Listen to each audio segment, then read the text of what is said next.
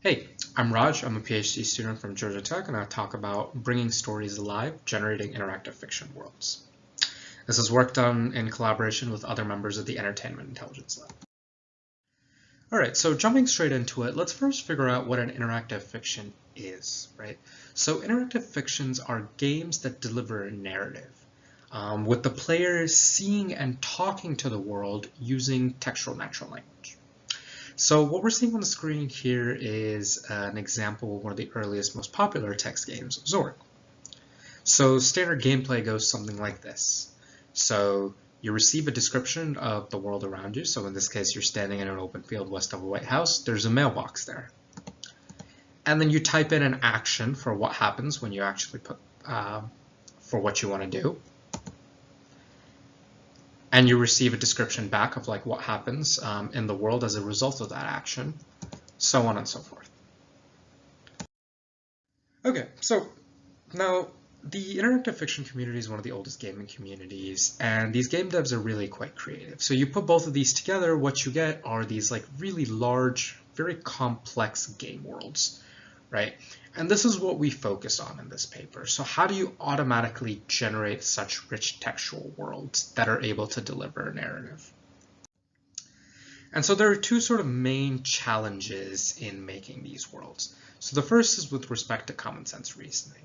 So placement of rooms in these worlds, as you just saw, must make sense according to everyday common sense norms, right? So, there's objects in the rooms that need to be placed next to things that make sense. So pots are generally found on stoves, kitchens are found in houses. And some of these might change depending on the genre or theme that you have, right? So in fantasy settings, animals usually talk, and this is something I'm almost 100% sure they can't do in our world. Right? And this ties in very closely with the second aspect of natural language coherence. So everything is in text, so the text must be fluent and conform to these expectations. So the general gist of our world generation approach is that we're bringing stories alive. So we're turning a linear reading experience from something like a novel, such as Sherlock Holmes or Rapunzel, into explorable interactive worlds. Right? So if you ever wanted to walk around in a fairy tale, well, this is how you do it. So the world generation happens in two phases, and each of these phases corresponds roughly to one of the challenges that we've talked about. In the first phase, a partial knowledge graph is extracted from the story plot and then filled in using thematic common sense knowledge. And in the second phase, the graph is then used as a skeleton to generate a full interactive fiction game. So generating the textual descriptions or the flavor text, so to speak, for the rooms, the embedded objects, characters, and so on. So what we do is we present a method called AskBERT, which leverages the Albert model designed for contextual question answering. So the gist here is that we query this model with relevant questions to extract the kind of information that we need in order to be able to construct a knowledge graph that builds out the backbone for what this world is going to look like. So the first step is to extract a set of entities. So these entities are graph vertices from the stories. And so what we're specifically looking to do is we're specifically looking to extract information regarding characters, locations, and objects in the story. So our method does this by iteratively asking the question answering model a question with the story as the context, and then masking out the most likely answer outputted at every step. So some of the questions seen that we asked the model are seen on the screen here. So, what's a character in the story, like where's a location, things like that. So this iterative process repeats until we have all the information that we need about the world, and this gives us a vertex set of all relevant entities that we want in this world. Okay, so now we have the vertices of these graphs, but getting the edges or the relations is a little bit harder, right? So the issue is that in a lot of stories, things like spatial relations aren't exactly explicitly mentioned.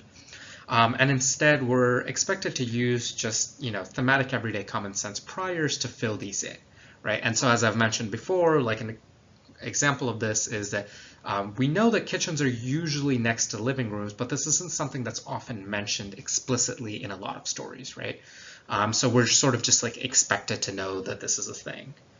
And so we therefore make use of the thematic and common sense priors present implicitly in the question answering model to fill in this kind of information by once again querying it with relevant questions, right? So the questions look something a little bit like this. So, what's a location I can visit from some other location? Who are characters in this location, and so on. So this process also repeats iteratively until we have a fully connected graph. And so a fully connected graph for what this world looks like is something like this. So this is a graph that you see of a story that we fed in. In this case, this is Sherlock. So you see, there's Baker Street, there's a bank vault, there's Wilson's shop, there's like a bunch of different characters and like objects in each of these places, so on and so forth. Okay, so the next stage after we actually have the knowledge graph is generating descriptions of what a player sees when they enter a particular room or examine a character or object, right? And so this method basically uses conditioned language model generation by first locating the target entity that we're trying to generate the description for in the story, and then constructing a prompt as beginning from the beginning of the story to the first mention of the story. And then the question depends on the knowledge graph. So if the knowledge graph has identified this as a character, then the question is something like, who is this character? And so a full sort of like example of this is seen here, once again from the Sherlock Holmes example, is we're trying to figure out, who is John Clay in this example, and then we use GPT-2 to generate like a description, and we generate the description, of John Clay, short, stocky, of the taller kind, so on and so forth.